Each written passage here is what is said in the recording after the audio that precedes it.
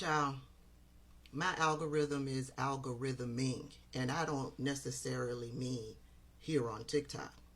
Since the Dean Phillips supporter has been spreading lies and misinformation in regards to me being a paid Biden operative, that name Dean Phillips has to be working amongst the mechanics of all of my devices.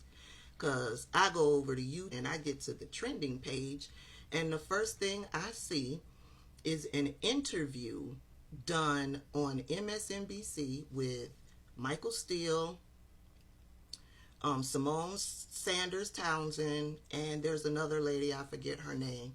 They are doing an interview with Dean Phillips. And I'm going to play a small section of the interview. Let's get to it. So the chairman in me, the strategist and the chairman, yes. The chairman in me says, "What the hell are you doing?" Sure. Right? And why are you doing it? Because the reality of it is, the party had a chance in 2016 and in 2020 to make a different choice. All right? They did not choose Hillary.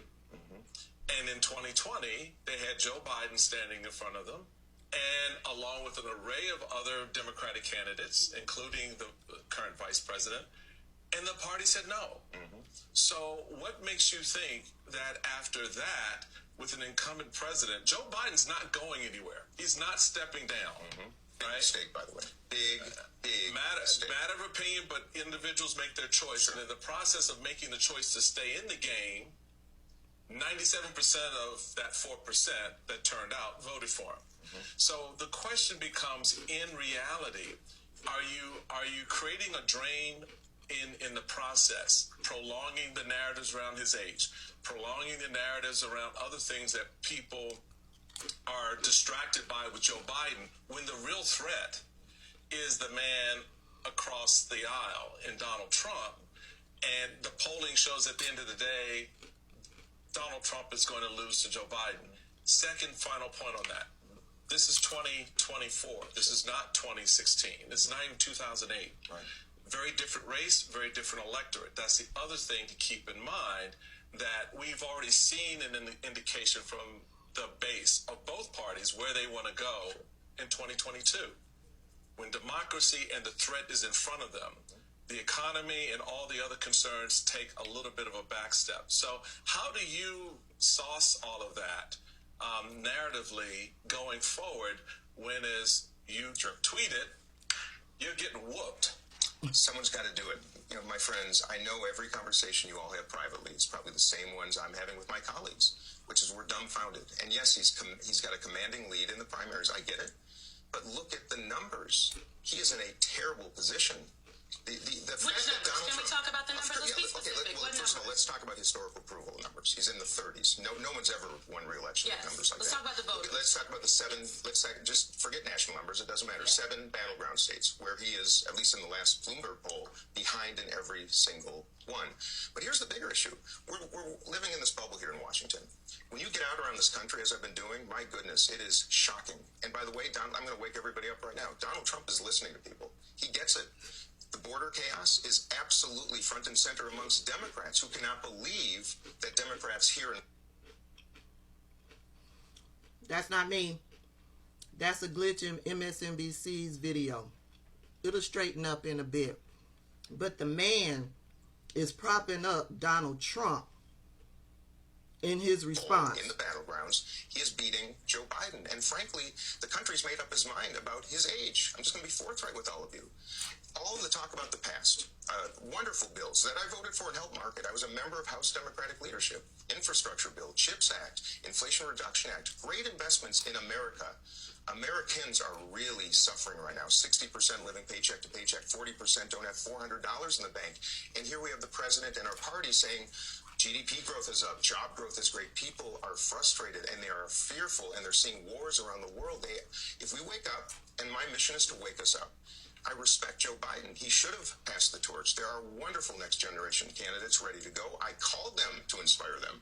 This was not a mission for me, but someone had to do this. I'm simply saying the quiet part out loud. This is not a mission of antagonism. I'm not pointing out anything, Michael, that is not clear and present and obvious. This notion of encapsulating him, don't debate, don't appear in front of voters, don't do anything unscripted, don't do interviews, don't do town halls. He's going to have to. And when people see it, it's going to be really difficult to overcome. And I only ran for Congress the morning after the 2016 election.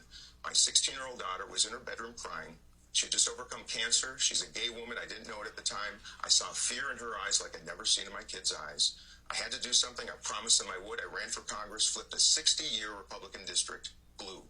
You Beat a were guy a who very won by popular 14. congressman. And I lost that popularity. But my point is, I know how to win in red districts. I know what's going on with Trump's attraction, which is getting stronger, not weaker. And I'm trying to encourage. You want to pull me into conspiracy, lies, and misinformation because of your support for Dean Phillips. Let's talk about Dean Phillips. Dean Phillips, in this interview, sat and listed policies that Joe Biden has passed since he's been president, said he voted for them because they were wonderful policies. Dean Phillips sat in this interview and big upped Donald Trump. He's paying attention to everybody. That's what Dean Phillips said. We got to do something about the border. Well, the Democrats have done something about the border. They have presented policy. They're waiting for Republicans to get on board. What's the holdup with Republicans? You're talking about how people don't have $400 in the bank. Well, why is that? I would be moved to say that people would be doing a lot better if Republicans would have jumped on board to vote for increasing the minimum wage to at least $15 an hour. Republicans voted it down. That's why people don't have a lot of money in the bank. You want to invoke my name because of your support for Dean Phillips, and I don't support him, I support Joe Biden. You want to invoke my name? Let's continue to talk about Dean Phillips. Now, Dean Phillips is a multimillionaire, okay? But he has financial backing. One of those financial backers is Bill Ackman, the hedge fund billionaire. If the name Bill Ackman sounds familiar, it should, because I've talked about Bill Ackman on my page. I've talked about how Bill Ackman and white supremacist Christopher Rufo worked together to incite MAGA nuts who went over to Harvard to bully, threaten, and harass the people on campus, specifically Claudine Gay, the first black president of Harvard. They harassed, threatened, and bullied that woman until she resigned. Bill Ackman was a part of all of that. Bill Ackman is giving $1 million to Dean Phillips' campaign. Bill Ackman is a Republican. He is also a white supremacist. There's one caveat to Dean Phillips getting that $1 million, though. Here it is. Bill Ackman is not a proponent of diversity, equity, and inclusion. And so for Dean Phillips to get that $1 million, he has to say bye-bye to DEI. And that he did. He has changed his website to remove DEI from it.